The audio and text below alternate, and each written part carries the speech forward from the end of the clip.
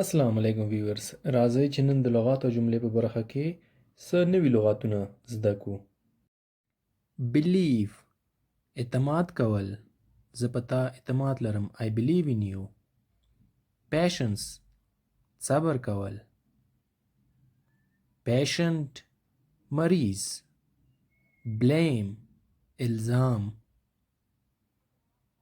forget هیرول. swear قسم کول. keep ساتل. trouble مشکل. hold نیول. dream خیال. want غوښتل. need ضرورت.